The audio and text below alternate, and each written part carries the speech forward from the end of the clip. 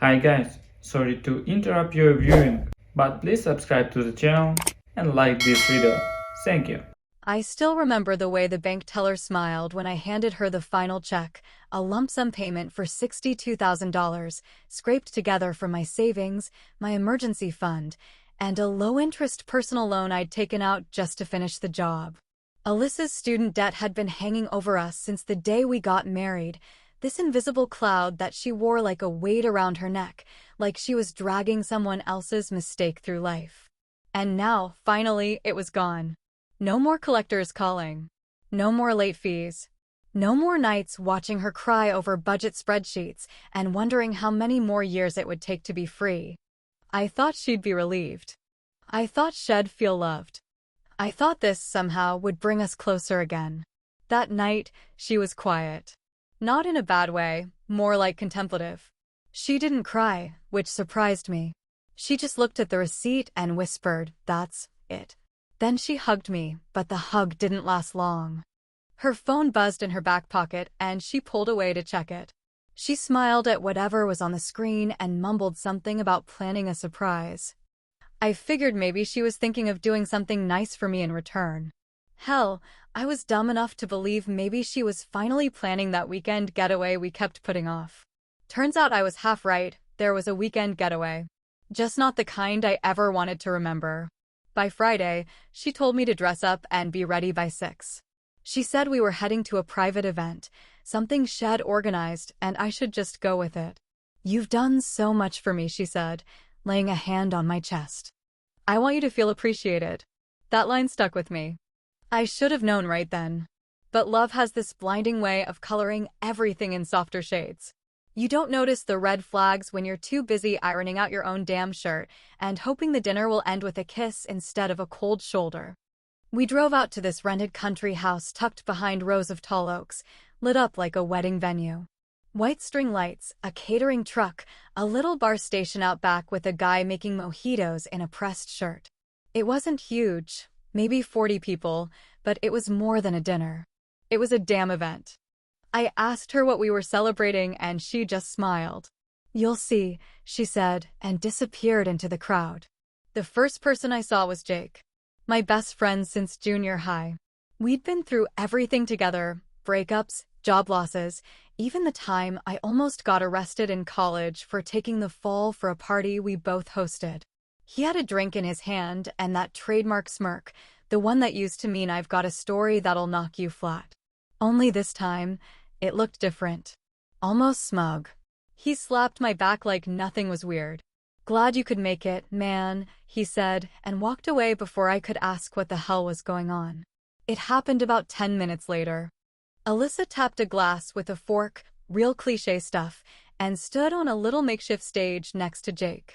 Everyone went quiet. I was still halfway through a drink someone handed me.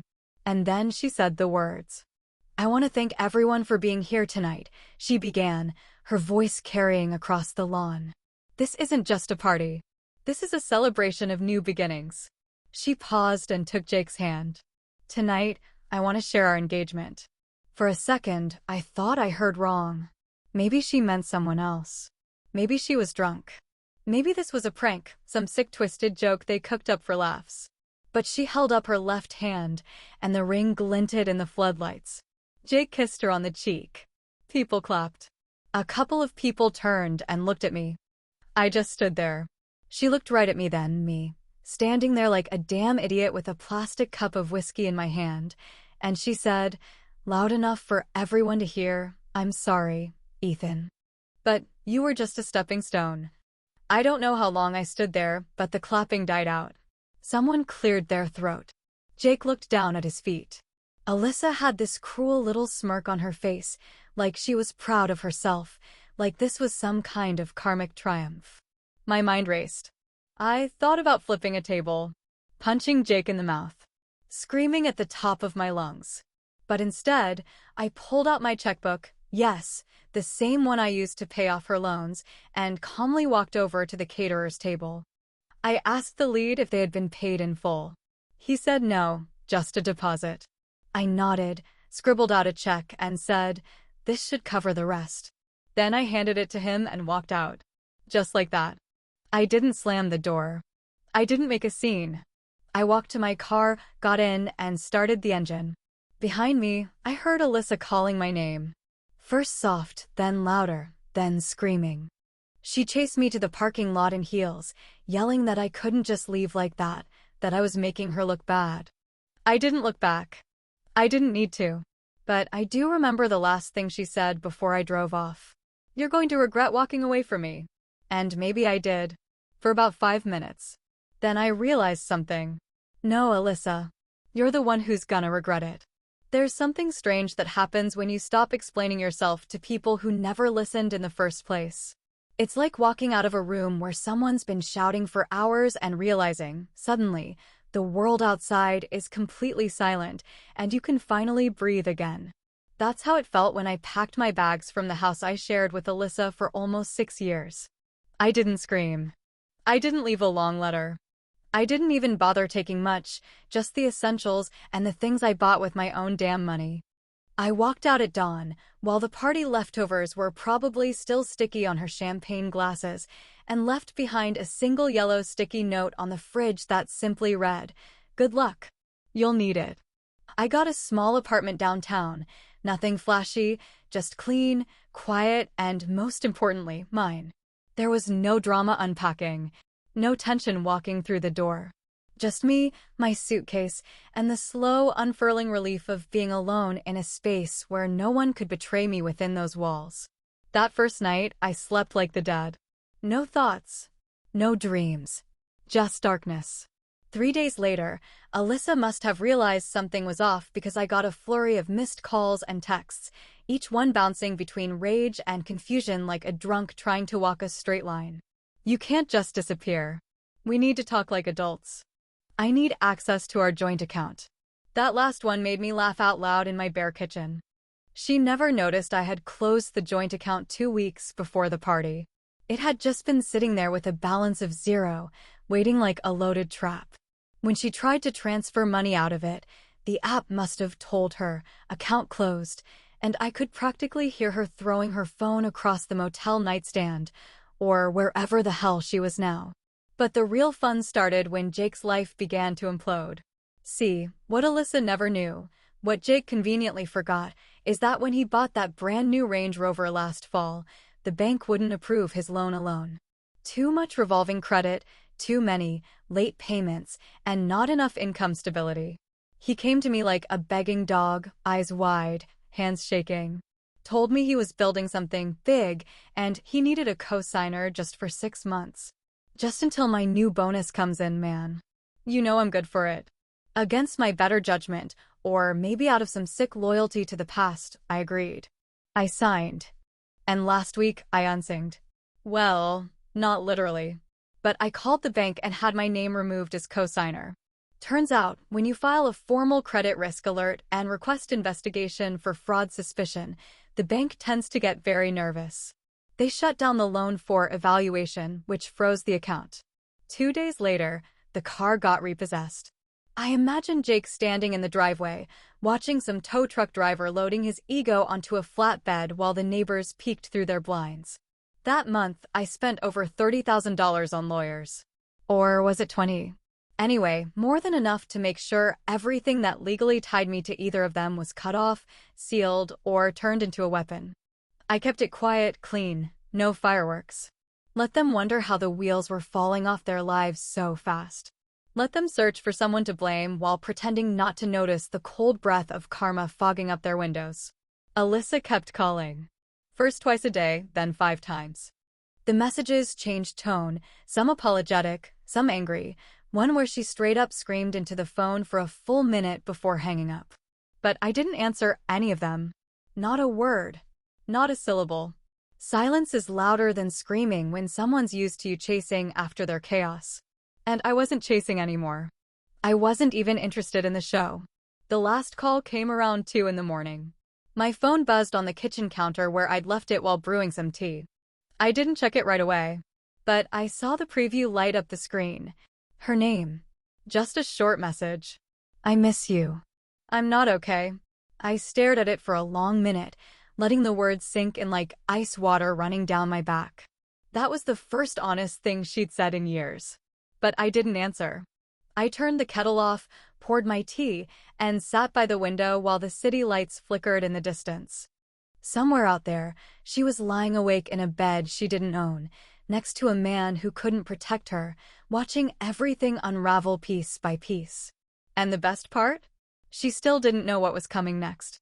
It was a Tuesday morning when I got the first message from Mark, the guy who works the early shift at the front desk in my office building, telling me that a very upset woman had been sitting in the lobby for over an hour and kept asking to see me, refusing to give her name, but describing me right down to the damn watch I wear every day.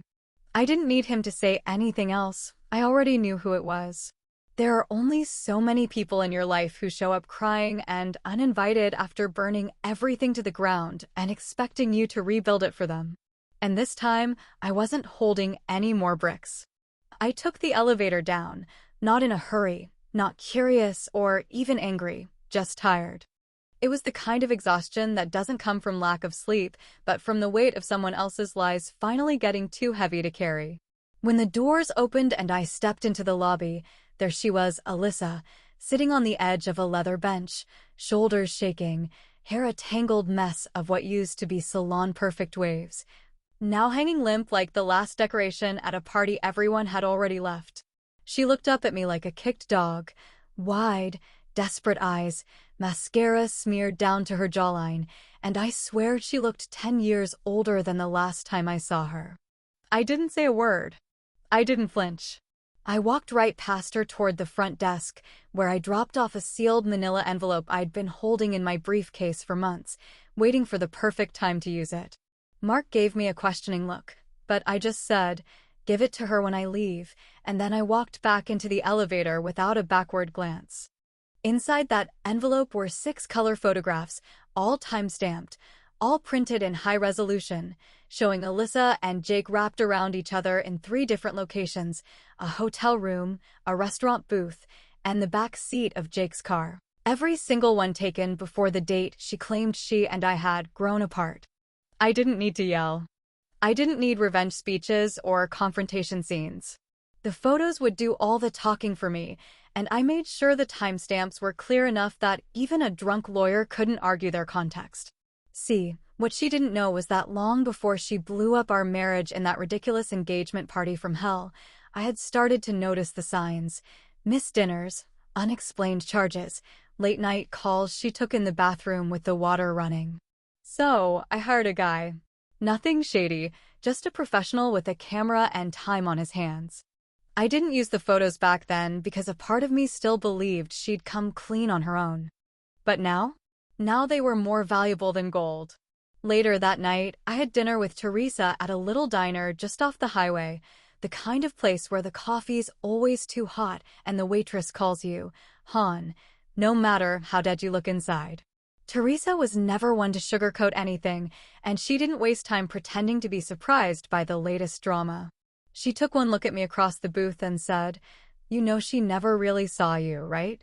You were always the safe option." She was just waiting to upgrade. Guess the upgrade blew up on the launch pad. We both laughed, but there was no real humor in it. Just that sad, bitter kind of laughter you used to keep from getting mad all over again. I told her about the envelope and the look on Alyssa's face in the lobby, and Teresa just shook her head, stirring her coffee like it was her ex-husband's grave. "Let her sink," she said.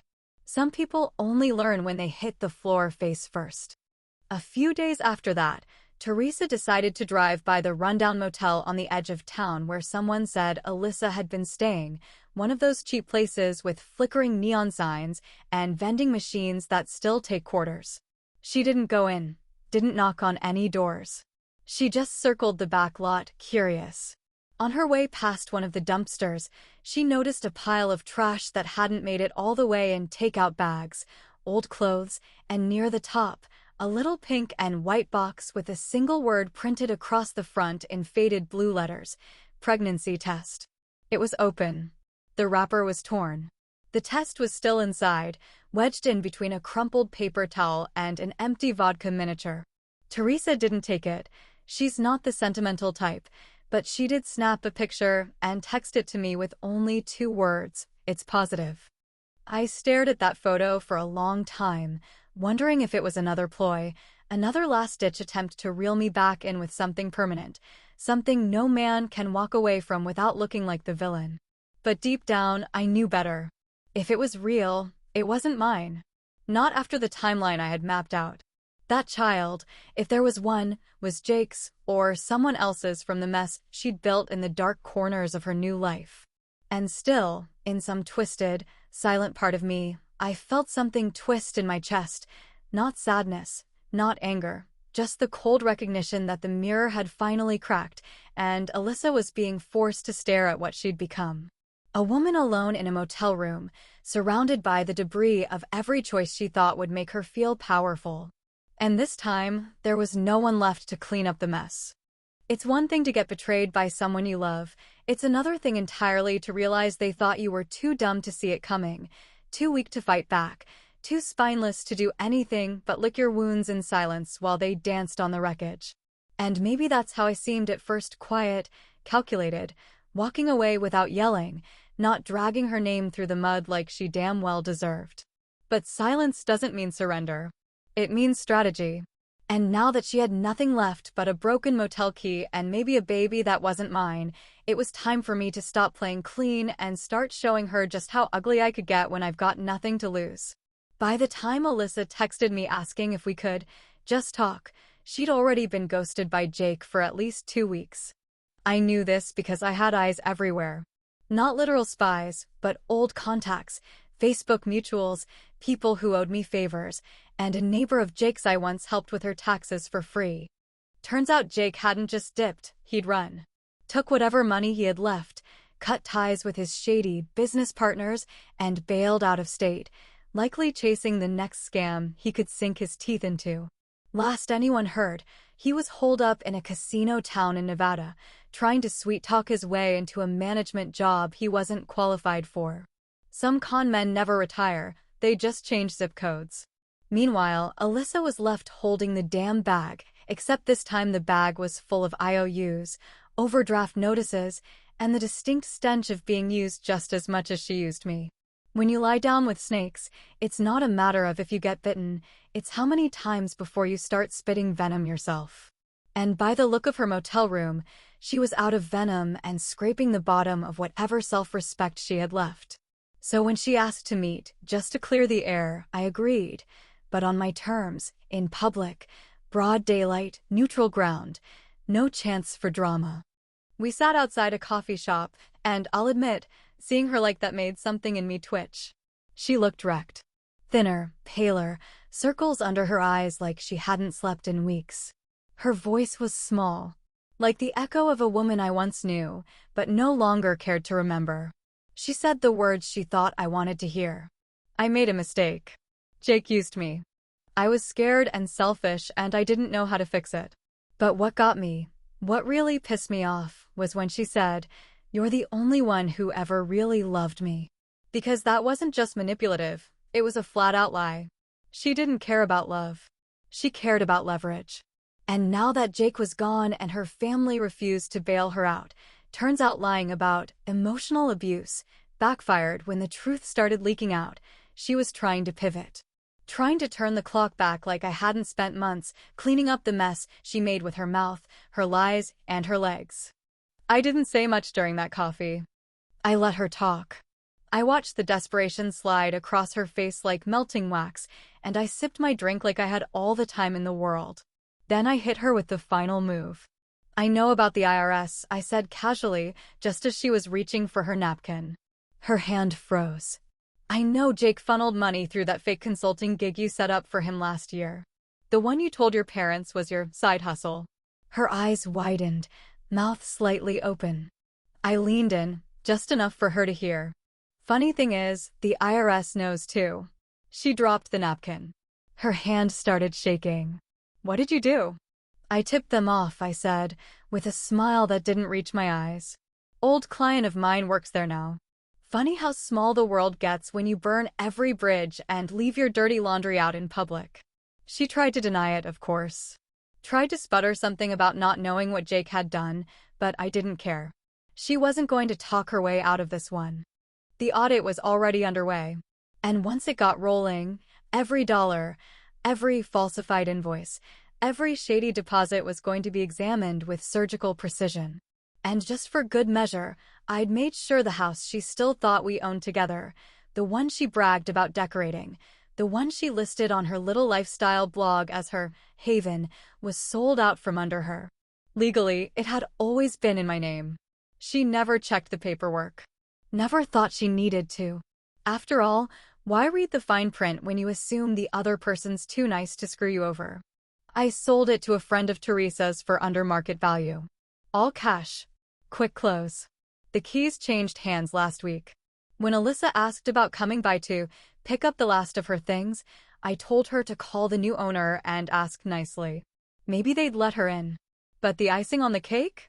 The paternity test. She'd been hinting, suggesting, nudging me towards stepping up, just in case the child was mine. I agreed to a test, nodded, told her I'd be there for it. Then I quietly delayed it. Pushed it off with scheduling excuses. Because I wanted time. Time for her to stew in uncertainty. Time for her to question who would stand next to her in a delivery room if nobody showed up. She didn't know yet, but I already knew the due date didn't match up. I'd done the math twice. Once out of curiosity. Once out of spite. The kid wasn't mine. Not even close. But I wasn't going to tell her that. Not yet. She played dirty. So I got filthy. I always believed revenge was just delayed grief with sharper edges until I realized it could be something more. Not just a release, not just a gut punch to the people who hurt you, but a slow, precise kind of poetry. The kind that doesn't just settle the score, it rewrites the story. Alyssa wanted fireworks. Jake wanted power. What I wanted was simple, for them to understand that I saw through everything, every word, every lie, every touch that meant nothing, every little smirk behind my back. I wanted them to feel what I felt, but with the volume turned all the way up. By now, the IRS audit had kicked into full gear. The kind of audit that doesn't just check your numbers, it checks your soul. Alyssa's little, consulting business had more holes in it than Jake's credit score, and the paper trail was sloppy, inconsistent, full of red flags she never thought anyone would bother to read. Jake vanished the moment the letters started coming in. One of his old coworkers tipped me off that he was bouncing around motels in Laughlin, trying to gamble his way out of the storm. Apparently, the same charm he used to weasel into Alyssa's heart wasn't working so well when the pit bosses saw right through him. I didn't report him. I didn't need to. I just let the system close in. You see, when you live dirty, all it takes is one match to burn everything you're hiding under. I lit the match and walked away. But I didn't stop there. There was still the matter of the mugshots. One night, around 11, I got a call from a number I didn't recognize. I let it go to voicemail, and when I listened to it later, I heard Alyssa's voice, barely above a whisper, saying, "I need help. Please." That was it. No apology. No explanation. Just a plea, wrapped in exhaustion. I didn't call her back. Instead, I posted 2 photographs anonymously on a local Facebook community group, the kind where people complain about potholes and share lost dog photos. One was Jake's mugshot from a prior arrest for disorderly conduct, the other Alyssa's from when the motel they were squatting in got raided for suspected drug activity. An unlucky coincidence, but I couldn't have written it better if I tried. I didn't add commentary. Just uploaded the photos and titled the post, "Be careful who you trust with your money." Within 12 hours, it had over 1,000 comments. I mailed Alyssa a check for $1 the next day, in an envelope with no return address. Inside, a sticky note read, "Final payment for services rendered." I pictured her opening it with shaking hands, expecting a miracle, getting humiliation instead. It wasn't just a petty move, it was symbolic. One last reminder that whatever we had, whatever she used me for, it was over. Bought and paid for. After that, I moved. New job. New apartment. Different city. No more reminders. No more familiar faces. The kind of clean slate most people dream about but never actually get. I left behind every scrap of the old life, except the lessons and one sealed envelope I gave to Teresa before I left. 6 months passed. Then one day she texted me out of nowhere. 2:36 a.m., same as always. I never stopped loving you. No follow-up. No typing bubble. Just those 7 words, dangling in the digital silence like bait. I never replied. Because here's the thing no one tells you when you start down the path of revenge. It doesn't always make you feel better. It just makes you feel done. Finished. Hollow in a good way. Like finally exhaling after holding your breath for years. Alyssa was still out there, probably dragging her broken stories from one dead-end conversation to the next, trying to rewrite history in ways that made her feel like less of the villain. Jake? He'd either wind up behind bars or in a trailer park trying to sell crypto scams to old people who still fall for email chains. But me? I kept walking forward. The envelope I left with Teresa contained 2 things. One was a photograph of me and a woman, someone new, someone kind. Someone who didn't need fixing or saving or using. We stood under a tree in a park, smiling like 2 people who hadn't bled their hearts out yet. The other was a note, short and sharp, handwritten in blue ink. She doesn't know what I did to get here. Let's keep it that way.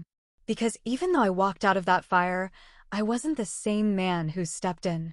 I wasn't innocent. I wasn't soft. I'd learned how to pull strings, cut throats, and smile through it all like it was just business. And maybe that's what scared me most.